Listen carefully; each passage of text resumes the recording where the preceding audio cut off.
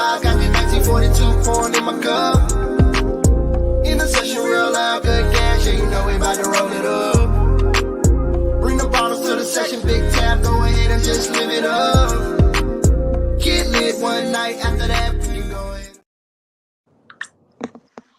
What's going on? What's going on? It's your boy, John E. And we're here on 95 South Podcast once again. First and foremost, want to thank God for this opportunity to be able to come on this platform, to be able to be with my brother and have these great guests on, and to be able to talk about important matters, whether it's music, entertainment, or everyday world activities. And so anyway, without further ado, I want to introduce my right-hand man. You know what I'm saying? The man, the myth, the legend, your baby mama's favorite host, Jacob the Great. What's going on, fam? What's up, man? Tapping in, man. Glad to be here. Like you said, we got to thank God for this opportunity. Each day we wake up, we got a chance and a choice, and another day to get it right. Yes, sir. Yes, So, sir. Okay. Well, go ahead and introduce this young man so we can get this interview popping. You know what I'm okay. saying? And educate the folks out there. Yes, sir. Yes, sir. So he hails from Columbus, South Carolina, the Metro, man. Known as, Mr. Get You Right in the recording studio, Mr. Customize Your Beats, my man, Moofy the producer, man, Wood Wood Room Studios, you know, um, Royalty Productions. What's up, man? Hey, what's going on, man? Like it says, boy Moofy. You call me Mufasa, Dope Throws, whatever. It don't make me no never mind. The check's still clear either way. And Yes, just like sir. it Yes, says, sir. just thank God, giving God the glory first. Everything else comes second. That's right. That's right, man. So, with you being a producer, a professional engineer, um, how did you get into producing? Because you was a rapper first. Right. And like it started way back in like 2007. It was shortly after I lost shortly right before I lost my grandmother. My best friend, Big Smitty, he is a sniper when it comes to this rap stuff. Like he'll battle anybody. Like I have to damn near fight him to not battle people. And the energy was just so right. I just started rapping myself. And back then, SoundClick was a very big thing. And I just, we used to just pirate beats from off of SoundClick. And after a while, I started running out of beats that I like on there. So I just started producing.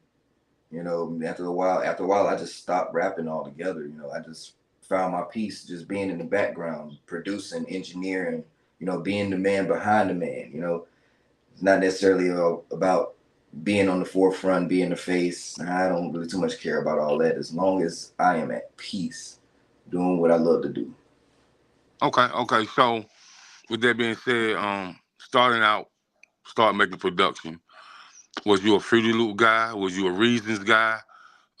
Did you start with any of the MPCs or the motif or the Triton? Like, how did you start to producing? Well, I was very broke at the time. So I started out on FL Studios. I started out with the free version and started noticing I wasn't able to save my files. So I ended up saving up some money, buying it, and started my first little rig at my mom's house. I had a little M Audio keyboard. It was a 49 key. Started learning the keys a little bit there, and then after a while, place after place, situation after situation, I just started growing my rig, and it just stuck with me. Like God wouldn't let me quit. Okay. So you developed this love for customizing beats and making a custom beat per to the artist's likings, to their vocals, to the riffs, to the runs, or to how they flow on a track. And so when But making a custom beat, go ahead.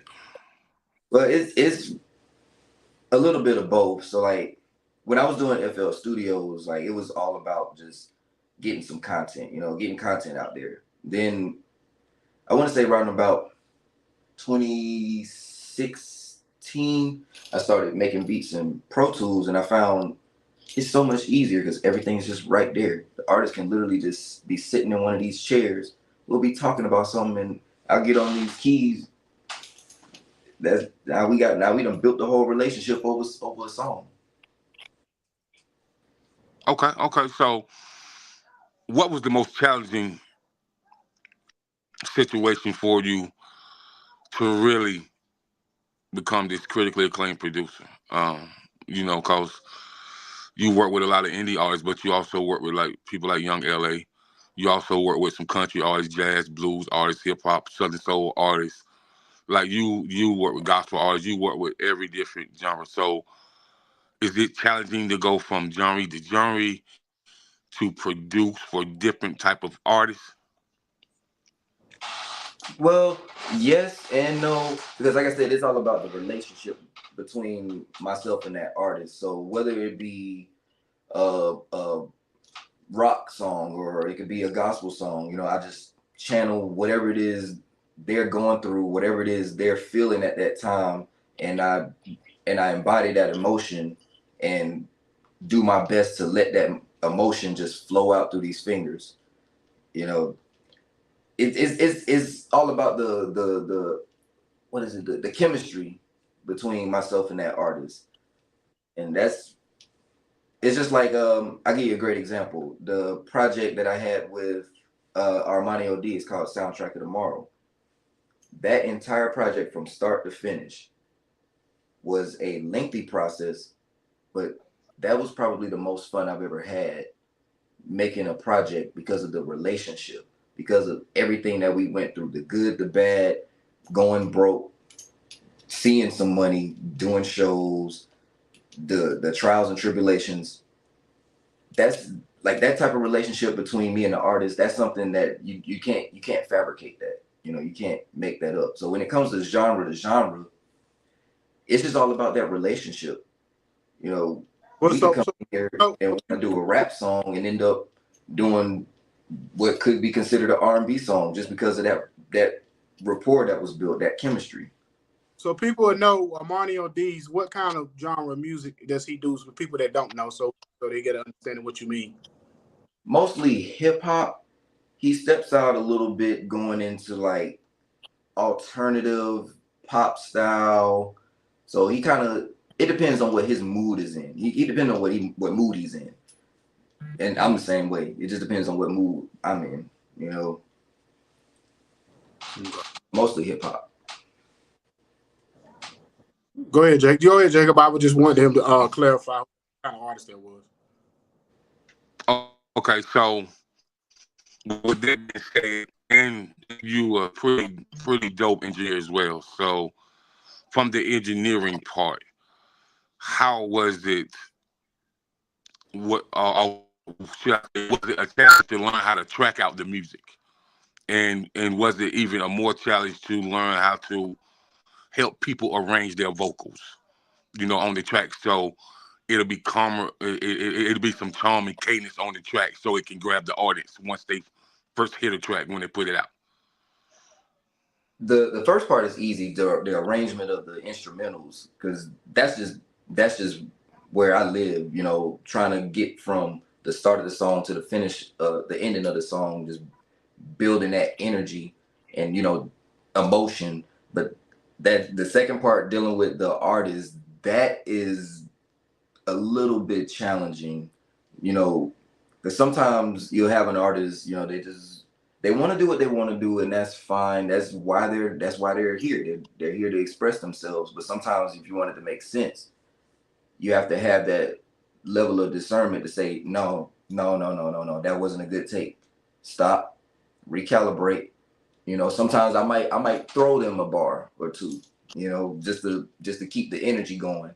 And sometimes that might spark something, that might spark the rest of the song right there. But it's just getting the artist to actually, Okay. take that advice. Okay, so as far as software with being in the studio and engineering, what are your top 5 favorite softwares that you've been able to acquire and put into your whole engineering type? To be honest, say the last part again. The 5 softwares that bring that crisp sound, because, I talk to a lot of producers who've been doing it for 20, 30 years. Of course, they got Pro Tools. I think it's, what, is it called Aiton, something like that? Ableton, something like that. They got Ableton, Pro Tools. They got Reasons, FL Studio, and some producers still use some of the old software like Sonar. And so, with that being said, man, from those softwares right there, how do you utilize each software different? honestly, I operate primarily in Pro Tools, so just off top, that's bread and butter for me. And then I'll probably say a really strong second would be Studio One. Ableton is definitely a good third. I never really thought about a third or fourth. I mean, a fourth or fifth. I'll probably go Reaper for fourth, because if you're using Reaper, you have to actually know what you're doing on this stuff. You're not just getting. You ain't no clicking on no mouse. You ain't about to be sitting up here drag a bunch of notes in. No, you need to know how to play. So Reaper. What would I say? A good. I'd probably throw FL Studios in at a strong fifth. I do like the sound card that comes with it. Okay. Now, that's interesting. Sound cards. So explain to the audience, listeners, and the viewers on how magnificent your sound card has to be to bring up the authentic sound. Well, it all starts from really it starts from the idea. Being able to convey a message without confusing not only the artist, but not just the artist, but confusing yourself. So once you get that down pat, rehearse. I always recommend for artists, this is probably going outside of the question you just asked, but rehearse your lyrics. There's a few apps that you can record on your phone.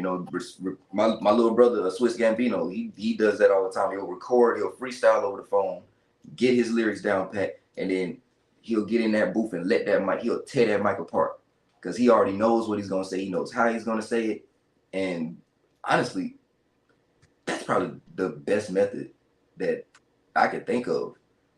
It don't get no better than that, because everything you say, you meant what you said, and the audience know you meant what you said. You can always tell in a song when the artist they didn't really mean it. They just kind of said it because it rhymed. No, he meant what he said right there.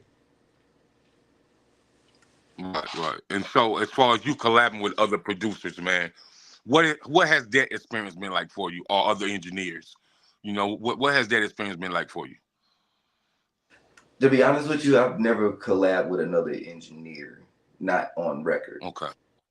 But as far as collabing with other producers, it's kind of difficult for me, because it just goes back to that question you asked about the top 5 favorite DAWs.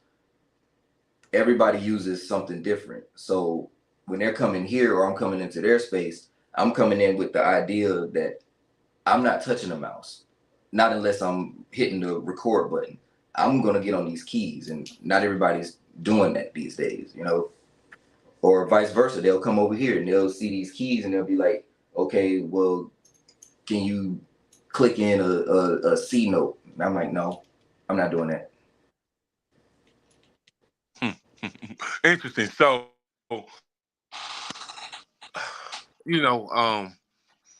you have added playing keys into your production, correct? Yes. How was it hard for you to learn how to play or did it kind of come through, or do you play by ear? I play by ear. I can't read a lick of note. Like a lot of times when I'm playing on the keys, I'm just playing whatever went on that day, especially if I'm in the studio by myself. Like if I go live on Facebook or Instagram and you hear a beat, that's probably just how I was feeling that day. Okay. Okay, so basically, when you started doing music, and when was that point where you realized that you were here to stay, that you could have a footprint and have a and make a mark in this industry?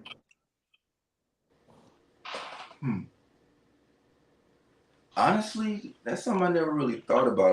I always, well, it's kind of like this. There were very dark moments during this process where I should have quit. I should have given up. I should have taken all this equipment and sold it. But for some reason, God just won't let me. I give you an example.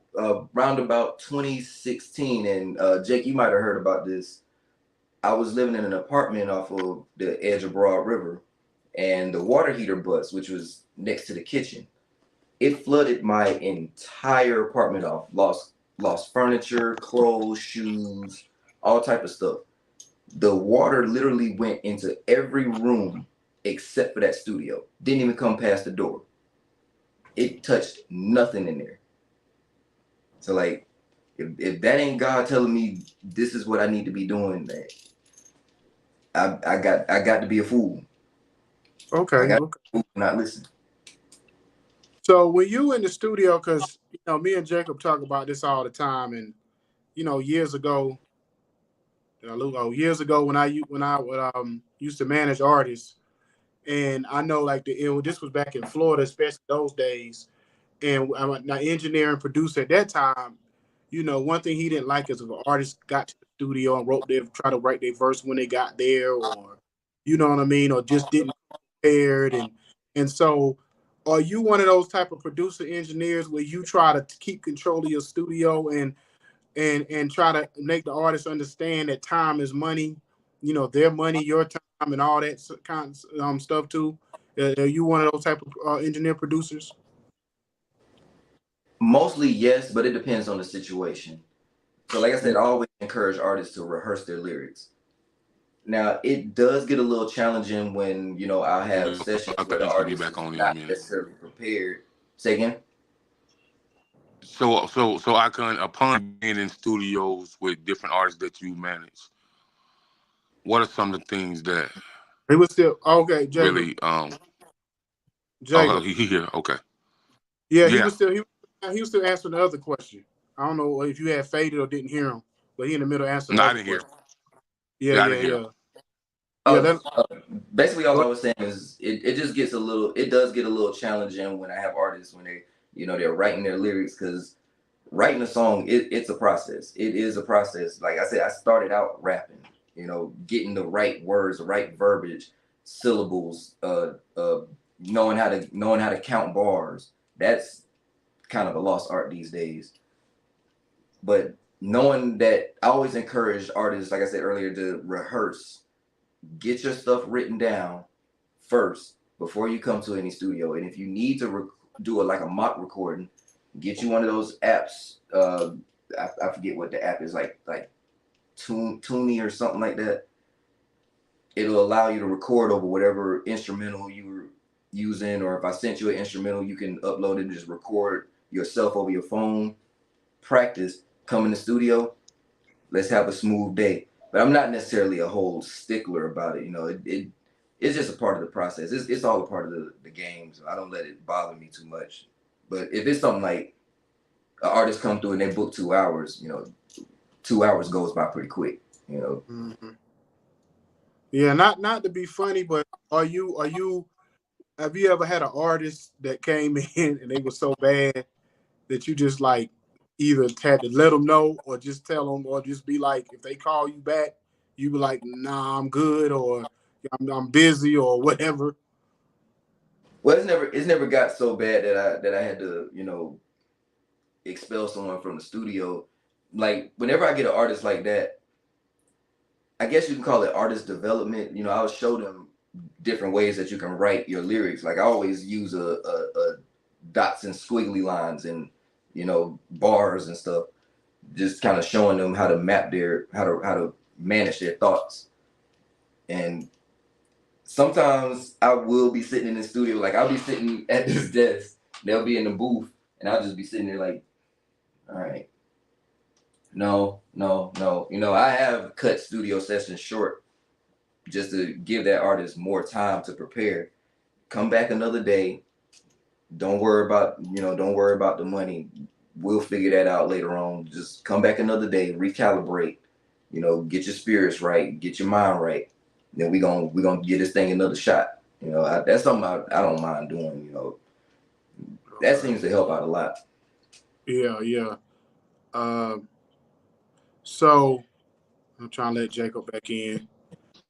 Uh, so so when it comes to like when you first got into this business, did you go through the trials and tribulations, or did you go through the having to learn the hard way of your how to do you get your paperwork prepared and your split sheets and knowing how to make the money and all that kind of stuff? What was your story? What's your horror story when it comes to that? Absolutely, all of that. Just about everything I know about music, I either had to read it myself or I had to teach myself. And pretty much everybody that are the closest to me in this music business, we all had to do that because we don't come from, like a lot of these celebrities. Most of them come from families. Your uncle is a Grammy Award winning so and so. We don't have that. We got to learn all of this stuff. Somebody said best, build a plane while you're flying it. We had to do that, and I'm still doing that to this day. There's things that I'm reading up on, that I'm learning. Just like these keys. I'm pretty good at it, but I'm trying to get to a point where I can just step into any situation and I can do whatever I want. It'll work. It'll work. But that just takes time. That takes studying. It takes practice and preparation. And just don't lose focus. Don't lose confidence. So before I hand it back over to Jacob, so you from what? South? You from South Carolina too, right? Yes, sir. Columbia.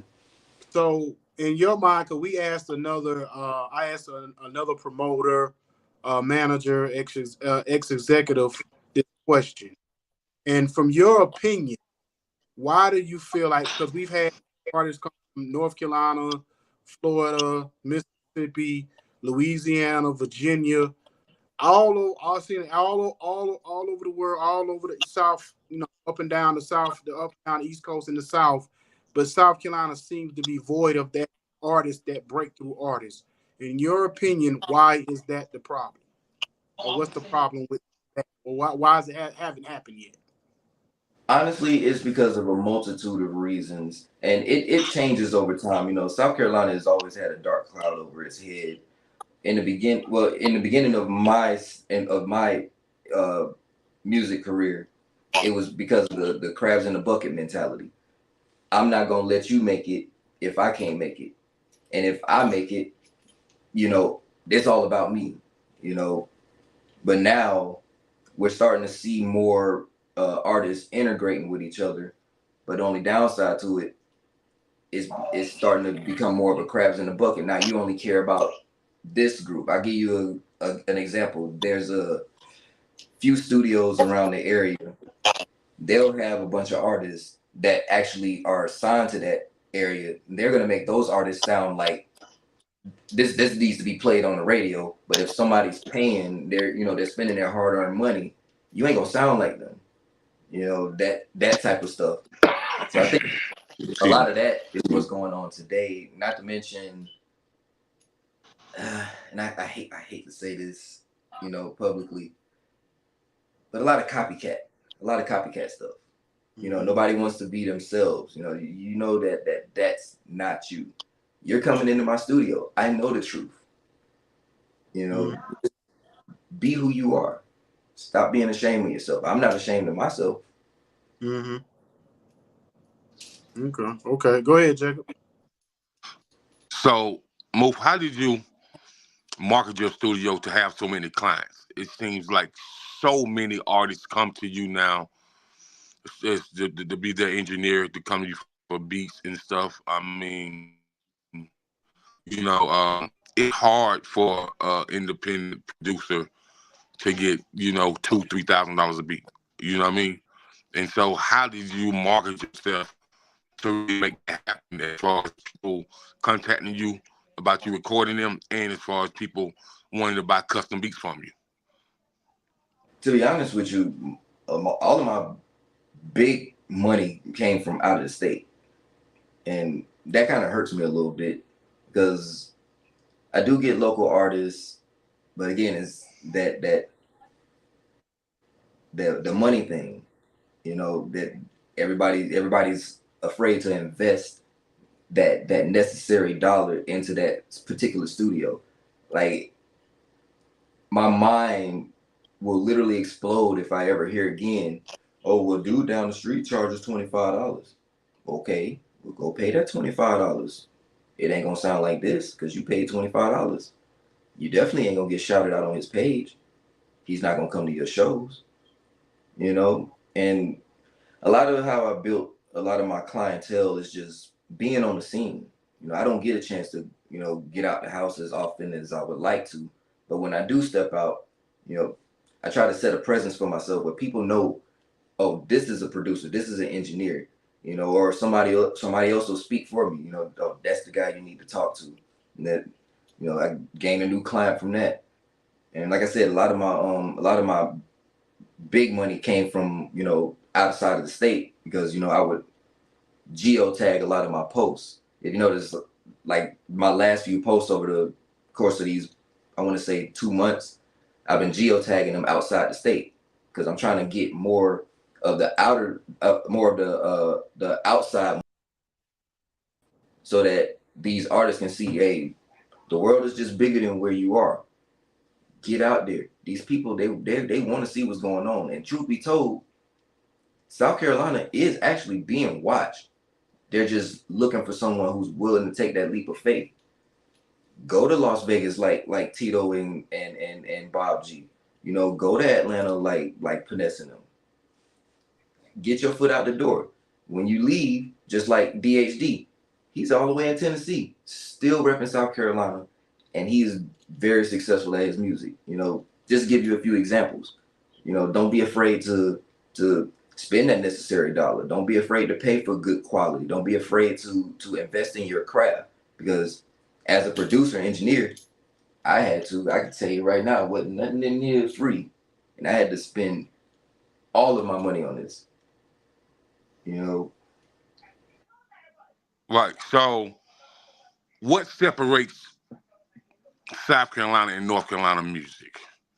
What is the separation between the Carolinas? Woo, there is a difference. Yeah, what's the And difference between Carolina Blue and Gamecock Nation? it's kind of hard to put it into words. There's difference sonically. So South Carolina can have two artists of the same genre, but the emotion is different. The conversation is different within that track. South Carolina, we're talking about potholes and stuff like that. North Carolina, they're talking about how it snows in the winter. Stuff, simple things like that. It's more or less the emotion that gets put out, because we're coming from the same, I want to say, the same region, but geographically is two completely different locations. Once you cross that border, you might run into snow right now. I don't know. I don't check the weather. But down here it's about 60 some odd degrees. Right, Well, right. before you go on, Jacob, I'm gonna throw my opinion on that, and I'm gonna say this, because I can't speak on South Carolina back in the day like that in the '90s, but North Carolina, our style, our culture, everything was built off of us following and listening to up north music, whether it was Wu-Tang, whether it was Biggie, Nas, Jay, all those artists. So basically, on those times, it was built on lyricism or whatever, and even the production, even like the producers in North Carolina now, still kind of follow that same formula of that up north, that old school kind of up north sound, and try to try to make, I guess, marry the two of what's going on today and what's going on, what we've been on back in the day. And so I feel like North Carolina artists, because of the OGs out there, they still kind of focus more on lyricism, because they know they can't get away with just being on some Atlanta mumble rap or whatever. You know what I'm saying? So that's I think it's kind of what kind of separates a little bit. So, And what's interesting about your statement, Icon? You know, you have 843, which is that low country Charleston. yep. You have 803, which is Columbia, Metro, Orangeburg, and you have 864, which is Saluda all the way up to like Greenville and Spartanburg. So, what's interesting about that, the cats from Saluda on up, my brother was going to college at Spartanburg Methodist College, a junior college in Spartanburg, South Carolina. And one of his college mates told him, she said, "Oh, y'all boys Saluda, man, like, y'all have the fitted NY hats, the Jabro jeans, the Timberlands, the big chains, and everybody play Mob Deep and Cormega and Nas, and so, but if you go to Columbia, you know, they they play like UGK and 8 Ball MJG and 3 6 Mafia. And down in the low country, you know, they was they was big on like Pastor Troy,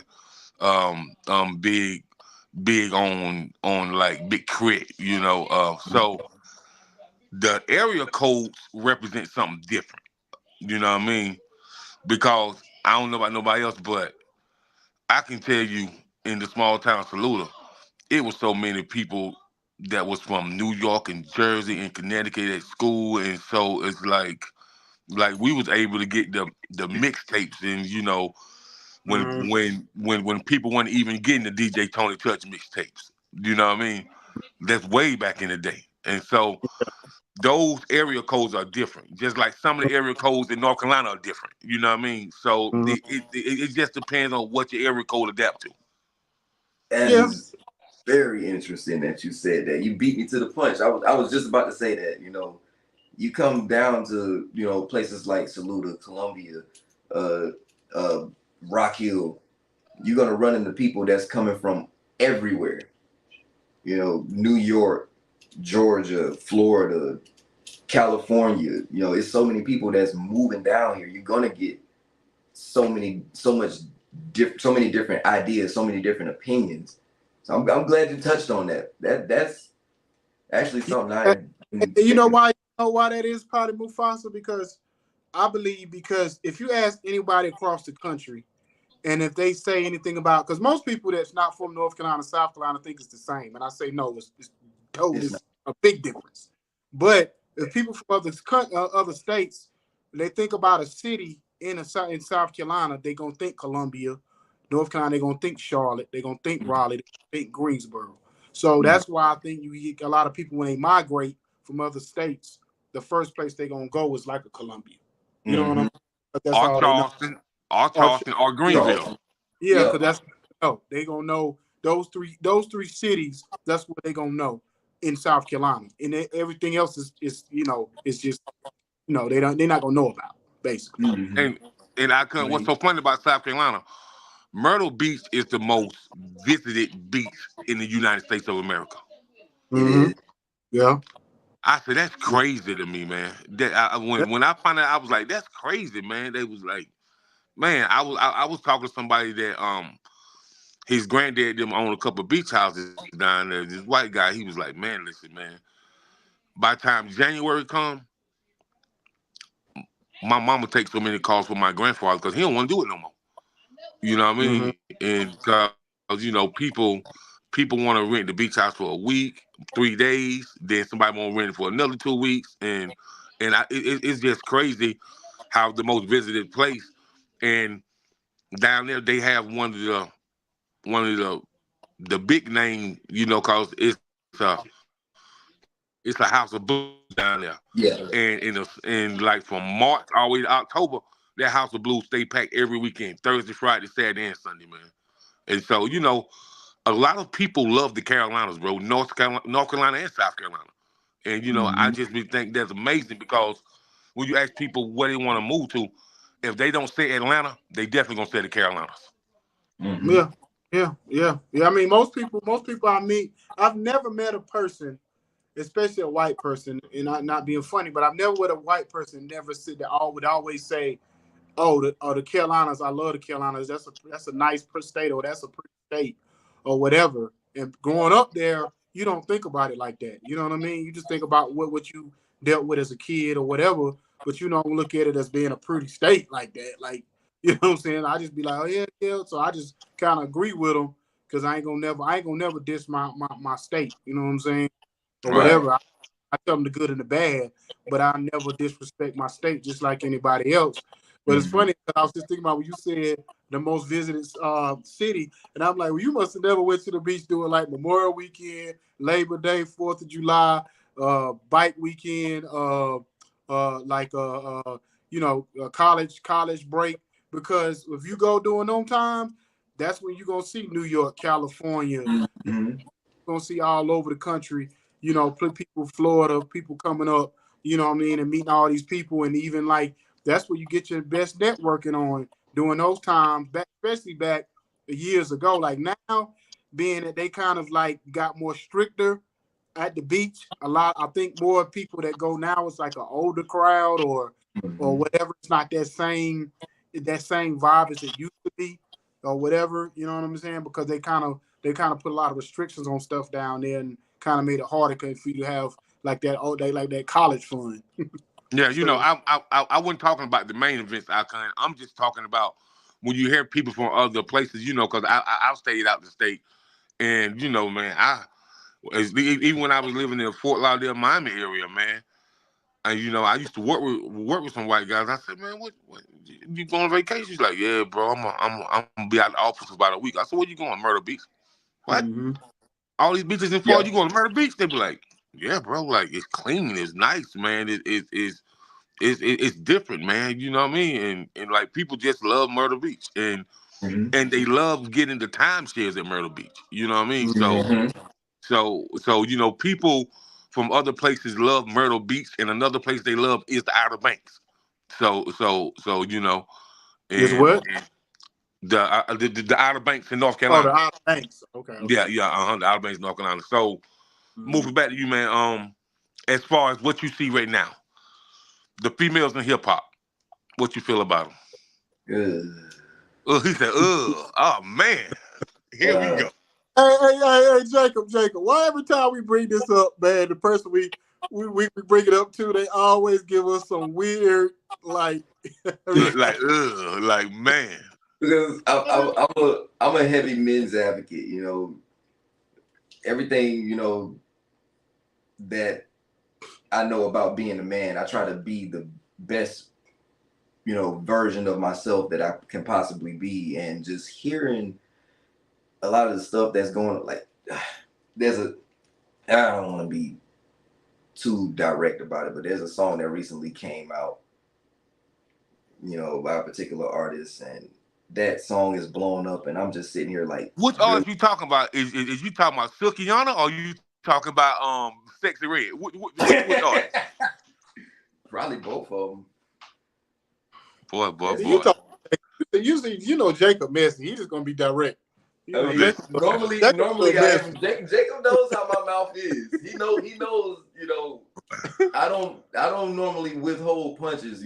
But for the sake of monetization and stuff like that, I try to keep it I a little mean, bit. they Gotta keep already it talk politically about him. correct. They talking about him state to state, all of the United States, and then when you have people from England, why would they do something like that?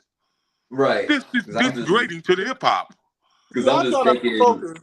I try not to focus on like the one that like a particular artist is terrible because I think most of them all doing the same thing. It's like how I don't get like how all these female artists came in basically all at the same time and they all doing the exact same thing. I don't get this part. Like my thing is like, will one of you please stand up and do something different? You know what I Right. mean? I always I don't. think about I always think about it from a logical standpoint. Like, how can you be pregnant, have a sex tape prior to being pregnant, and then say "F your baby daddy"? Ma'am, if you didn't like him, you knew he wasn't no good before you laid in Oh, you bed. talking about Christian? So you to be specific, you talking about Christian? Is that Christian, right? Now I was talking about the red. The sexy Oh, the red. sexy I'm not red. Yeah, I'm Yeah, I yeah. get not to gonna say call it Christian sex. face. They going through kind of a similar thing. So that's what I'm talking about her. But her, she's not exempt too. She knew he wasn't no good when she met him. Yeah. I just to me, what I don't like about that whole thing when that show first came on, I just don't like the fact that I don't like the fact that we actually entertain it as black people, and we actually look at it as something that we wanted to represent us by co-signing. When they came out with that show, that was like a modern day Ike and Tina. You know what I'm saying? Right. It was like everything but the beatings, but it's about dang near close to everything that Ike and Tina went through. And I just like what we co-signing, this what we own in today's society. Well, well. That's why white folks look at us like we crazy and treat us the Right. way they do in Hollywood because we accept anything.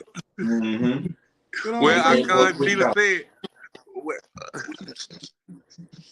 well, Tina said, "Who needs a heart when a heart can be broken?" There you go. There you I'm go. just saying, man. I'm just saying. But on another note, RZA said that you wouldn't believe how many Wu Tang members listen to Andre 3000 album every day, the Flute album. Said, man, that's the most relaxing, soothing, and it's a vibe. He said that he's tired of seeing people put hip hop in one box.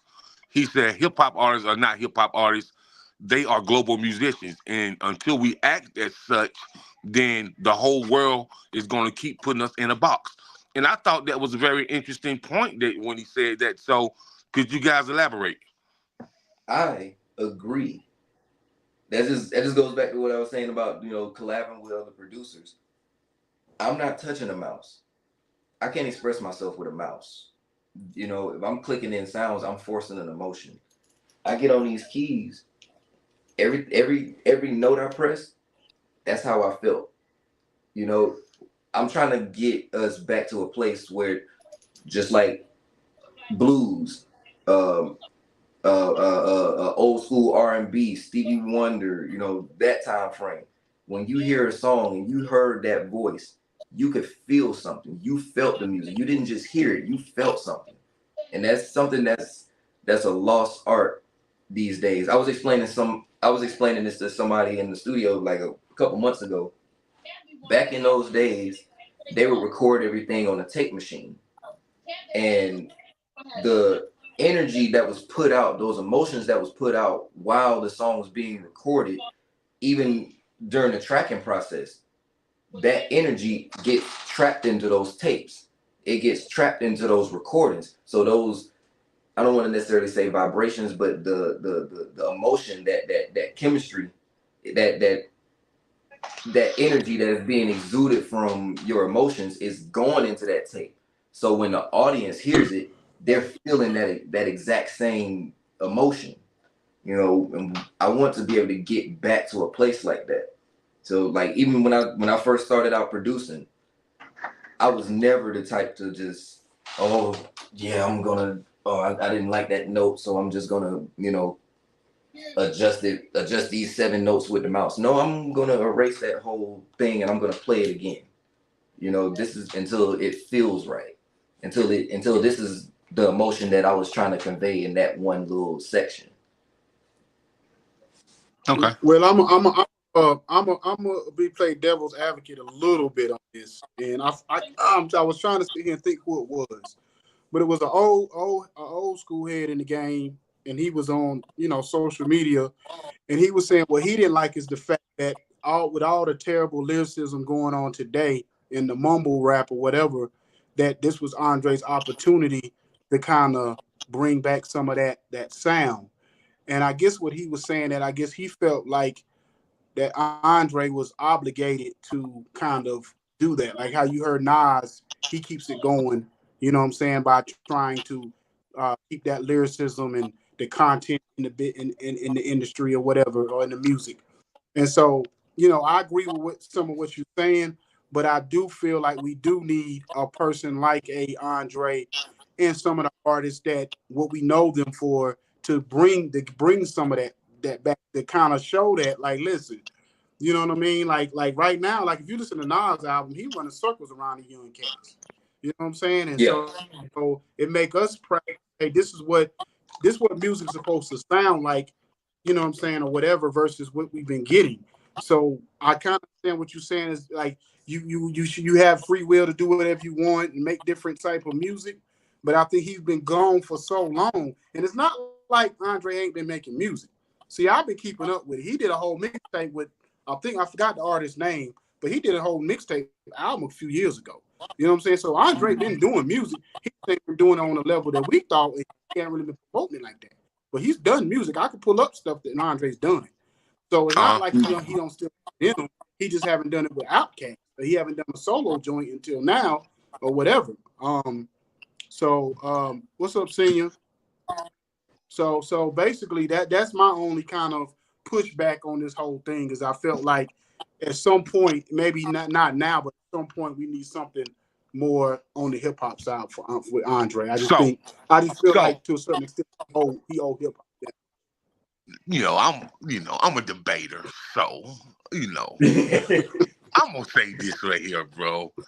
And as young folks say, no cap, old head. You know what I mean? And, that's what they tell me. No cap. Well, I'm looking at these reports, and I'm looking at, wow, the flute sells more than every other artist in the first week.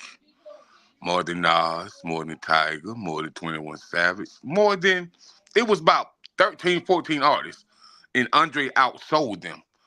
And so I'm looking at what these women saying. They're like, oh my, Andre, you did this for us. We are we are so appreciative of you. And I'm looking at the bros saying, man, we wanted some of them bars and stuff like that. And I'm looking at Big Boy say, well, I mean, I guess they ain't pay attention to the kind of last jump he did with Hey I, and how he went left field with the shoulder pads and the football helmets and the cowboy boots. And, we just know he was in a different type of stratosphere. So that, was I surprised? Not really. Because he told us 10 years ago that he's given hip hop artists everything that he could give them. He had no more left. And he said that his musical journey was going to be different. And he said this 10 years ago. People probably won't like it. He said, my bros definitely ain't going to like it. So when I heard him say this 10 years ago, and I heard them say the bros that was, just ragging on him, I was like, oh, man, come on, man. Explore your mind a little bit, man. He told y'all. What did y'all expect? Did y'all expect him to come out and speak balls like he, me and you, your mama, your cousin too? No, he ain't worried about your mama or your cousin no more. He's worried about his flute. See, Mufasa, before you say something, I'm about to get my Stephen O. I'm about to get my Stephen Fifth on with Jacob. Jacob thinks he's slick. Jacob thinks he's slick. And I'm gonna tell you why he think he's slick. Because this ain't, and me and him talk about this all the time, so he know what I'm about to say. He probably know what I'm about to say. First of all, first week sales is the most probably overhyped thing that's ever been. Andre 3000 been gone out the music for I don't know how many years. So of 10. course the first week sales, people gonna be in anticipation of what he about to do. So yeah, they gonna run out and buy the music. Because most people didn't sit around and listen to the interview that he said before he put the album out that he was doing flute music. So most of the people that probably bought the music didn't know it was gonna be flute music until afterwards. Even if they knew it was gonna be flute music, they probably thought it was gonna be him rapping over flute music. So at the end of the day, I just feel like when we start talking about first week sales, that's kind of like most So hold convoluted up, hold up. thing that people when it comes to Well, like, oh, sold a lot of records, so that means he's successful. No, that just means Now, people participating. What do you do after that? You know what I'm saying? That's what I want to know. now, But go ahead. now, let's be Mufasa. Now, let's be honest here. Robert Kelly is locked up. So if he's released tomorrow and next week he put out a record that said, "Whoa, I'm finally out of jail," what is it going to do? oh yeah, It's that'll be going to terrible. sell, right? Because Mhm. he's Robert. So we knew this album was going to sell because he's Andre. But Mm-hmm. did I expect Cyrus Miss Jackson who we are real? No. Now I didn't expect that from Andre. I expected Andre to be all the way out in left field, outside the box, and making music, that people wasn't gonna like. Because right now, man, I can see Andre in a bow tie, in the blouse, and suspenders, and playing the flute on the yacht, and saying, come on in. I have something new for you. Come on in. I mean, that's just the way it's gonna be. Go ahead, Mufasa. Go ahead. Oh, I was just waving at the young lady. Oh, okay, okay. Because I was There gonna was a say, comment. because I There was was a gonna say comment this. that So Jacob, you was expecting elevator music. You was expecting was. Macy's over the jewelry section music. That's what you was Man, expecting. man. You was Listen, man. Andre different, expecting bro. that's what Andre they way different, on the and elevator in the Macy's jewelry area in Cologne. disclaimer: this is for entertainment purposes only. Any man that Erica Badu put that Baduism on, they end up different. Yeah, you right about that. She like the black cat Kim Kardashian when it come to the way she messed me head up. I'm just trying to tell you, man. Because after Andre started talking to her, move, I seen him with a football helmet on, some seven shoulder pads, a cowboy boots, and then a picture later, I seen him with the bumblebee hat on. You know what I mean? Hey, Like he was a bee catcher. So my comment, whatever you have, uh, Erica, Jay whatever you Electro. have, Erica, I don't want none of that. You can have it. Keep it to yourself. Hey, think about Jay Electronica. Jay Electronica made one album in 20 years. He been talking about a new album every other year. He made one album with Jay-Z in 20 years. You know what I'm saying? And because that's one of her baby daddies too. Jay Electronica. Common was one of her exes. Common, he guess she got with Common. Common ain't never been the same. You know what I'm saying? He had to go off and run off and do movies. He ain't Most made deaf, a, he ain't made a most good deaf record. went all the way to Africa, got kidnapped. You know what I mean? I was like, Erica, what you did to most deaf? Changed his name, Yazin who? Yazin what? He went off to Wakanda. He was the first black person who went to Wakanda. You don't know about Man, listen, Erica Badu, boy. Listen, it. She boy. got that fire coochie. She got that coochie you She don't she want. said, she said, Yeah, I'm she good said, on that. what she tell him is like that. Ain't no hard feelings. Hey man, I'm good on that. She got she got that I run. had some good in my, She got runaway. She got that run the other way coochie. yeah, yeah, boy, yeah, Erica Badu, boy, she serious, man. So, yeah, I'm so, good. so, move now. Give me your top 5 artists that you want to work with as a producer. Oh, cool. Shoot, man, that is an outstanding question. Top 5. I don't really listen to the radio like that, so I don't really know what's hot these days. But I do listen to a lot of like local, and if I'm not listening to local, I listen to stuff overseas. So there's a guy overseas named Hamza. He does like French. He's a hip hop artist that he speaks French. I I would know who you talking love about. to I do a know exactly project. who you talking about. Yeah, I would love to do a project with him. Let's see. Been wanting to do a collab with Skrillex and Dead Mouse. Been wanting to get on something like that, just to kind of, you know, stretch my my abilities a little bit. Um, I would lose my mind if I ever got a chance to be in the studio with Dr. Dre and Scott Storch at the same time. I know these aren't artists, but Right. Of course. But they let you. So Mm-hmm. it's crazy, man. I think outside the box too. So with me being around you, being in the studio with you, listening to production that you made, you know, and I dibble and dabble, listen to a lot of pop, right? So I would kind of love to see you do a track with Nick Jonas. That would be dope. Yeah, Cause he's the one? Is he the one that plays the guitar? Does he play the guitar? Or am I thinking of? I'm thinking of Ed Sheeran. that's Ed Sheeran to play the guitar. Yeah, that's him. Yeah, but yeah, Nick could be dope, and I can kind of see you doing a track with somebody like a Big Crit too. You know what I mean? Oh yeah, that would be fire. That would be fire. Cause I know he'll definitely love like I'm one of my all time favorite instruments is between the Rhodes Mark 8 and a Wurlitzer style keys, vintage keys.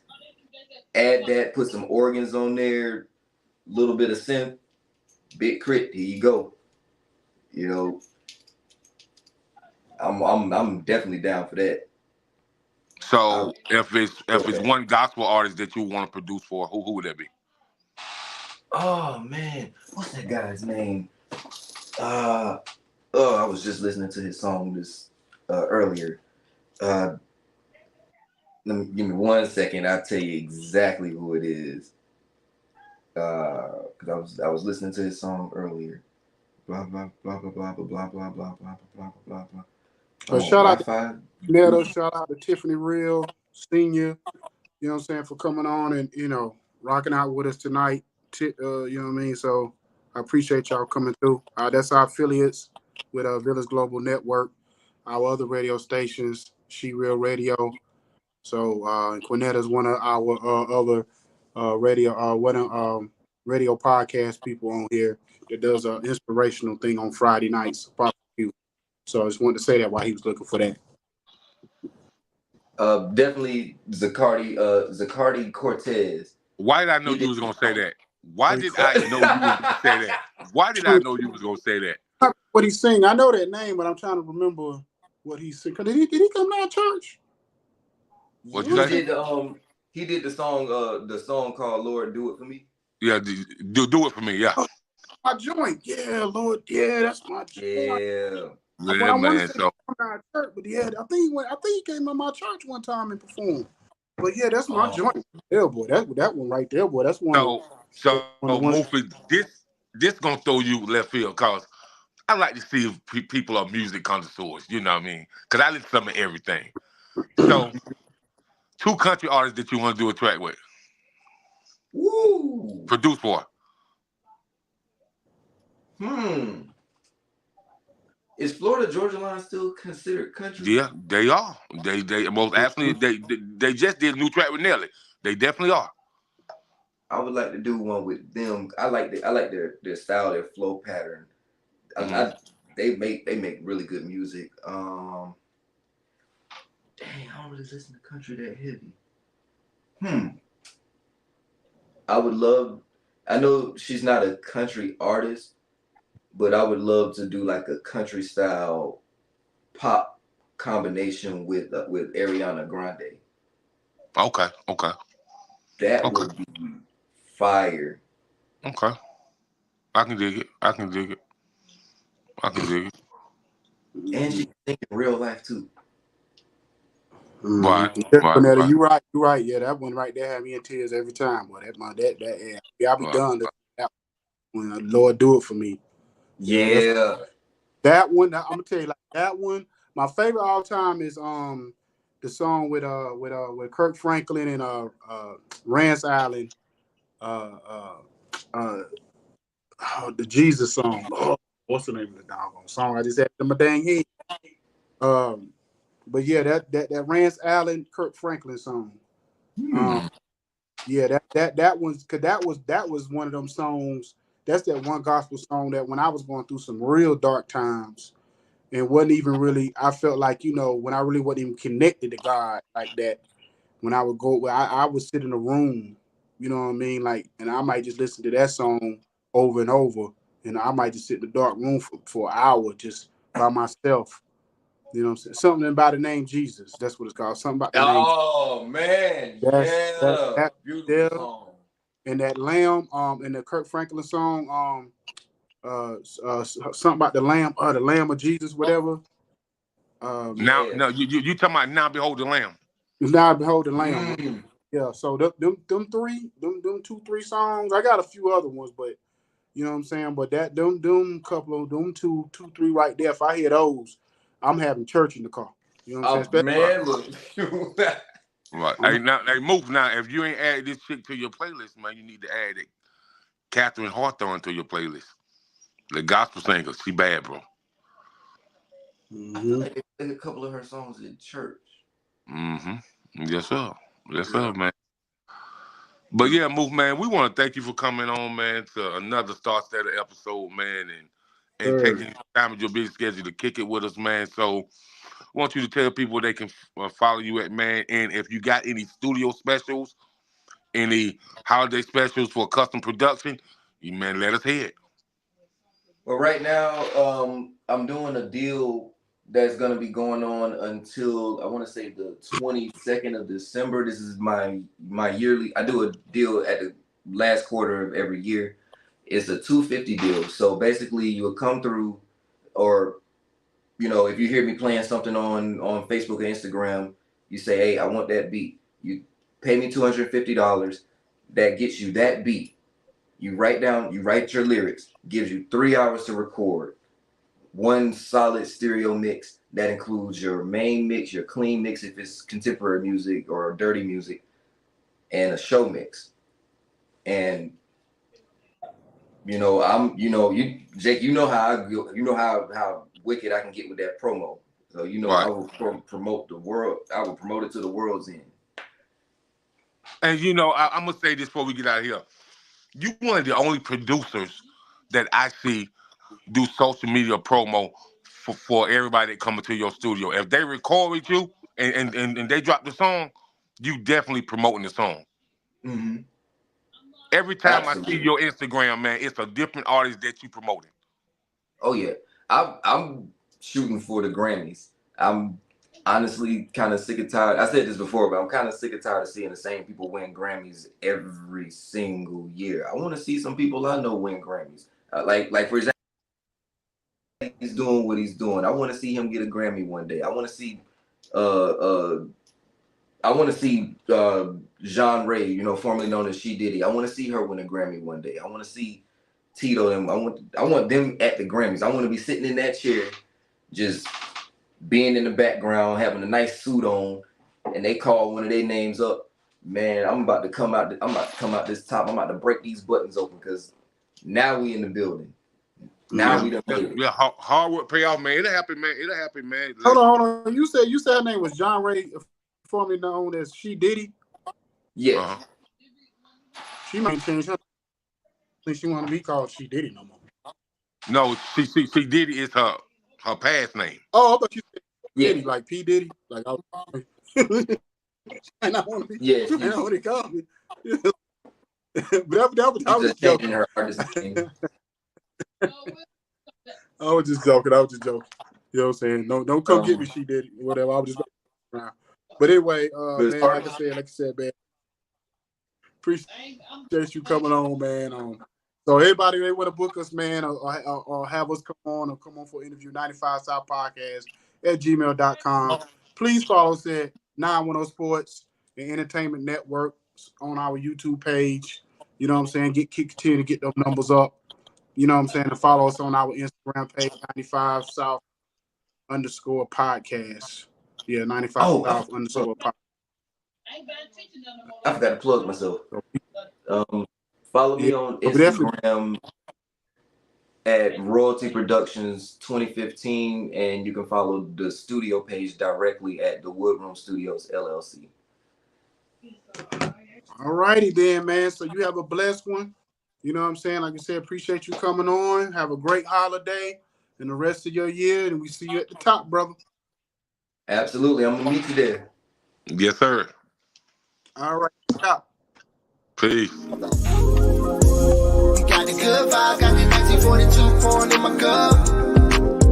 In the session, real loud, good gas, yeah, you know we about to roll it up. Bring the bottles to the session, big